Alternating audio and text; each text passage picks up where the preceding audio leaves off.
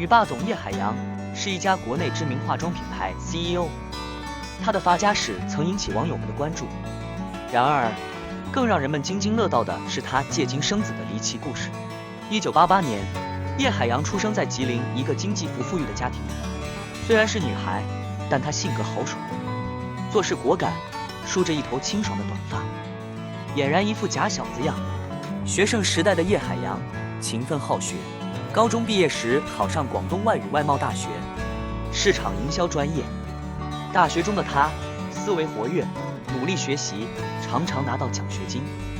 除此之外，他还凭借豪爽开朗的性格深受同学们喜爱，自然也吸引了异性的目光。但彼时的叶海洋并不想被儿女情长所束缚，决心要先打拼事业。毕业后，叶海洋来到了北京，入职一家外贸公司当一名普通业务员。工资低，生活难，好几次他都想要放弃，但还是坚持下来。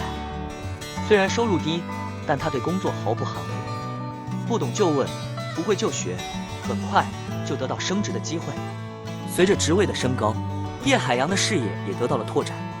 他发现美妆行业当时在国内还是一片空白，于是25岁那年，毅然辞职前往广州开创自己的美妆事业。凭借着之前积累的客户资源，叶海洋迅速把公司做起来。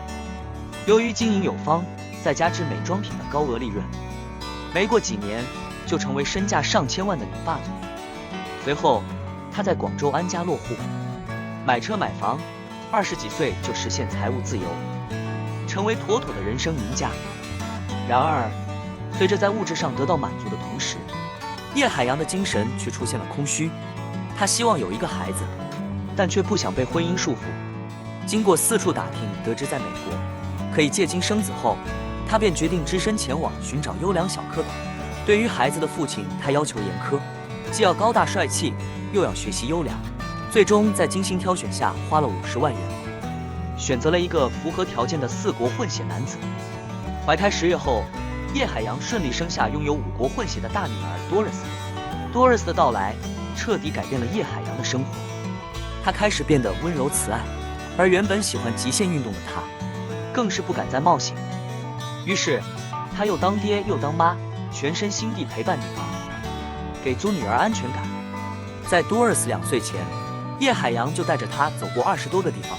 女儿长大一些后，他就开始培养女儿的兴趣爱好，骑马、帆船、滑雪等各项运动。关于孩子的爸爸，女儿也经常问道。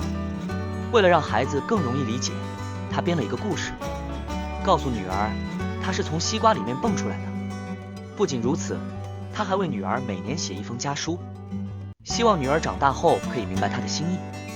在叶海洋的精心呵护下，小年纪的多瑞斯健康快乐的成长。在他2岁时就已经能歌善舞，聪明劲十足。不仅通过了中央芭蕾舞团的面试，还登上了深圳时装周。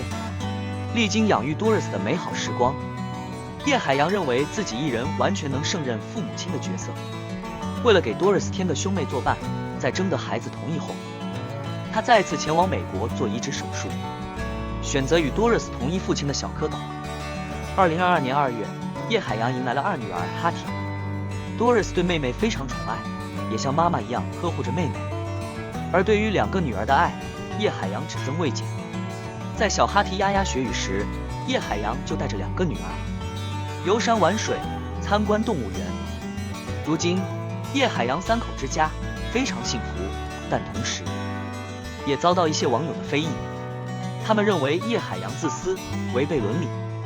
面对异样的眼光，叶海洋丝毫没有放在心上，而是全身心投入在孩子身上，给予他们母亲的温暖和父亲的陪伴。叶海洋用他的亲身经历告诉世人，真正的幸福并不一定是世俗上的圆满，而单亲妈妈也同样能培养出优秀的孩子。近日，叶海洋传来喜讯，成功怀上第3胎，预计小王子明年7月份出生。预祝叶海洋怀孕顺利，让我们一起期待她的好消息。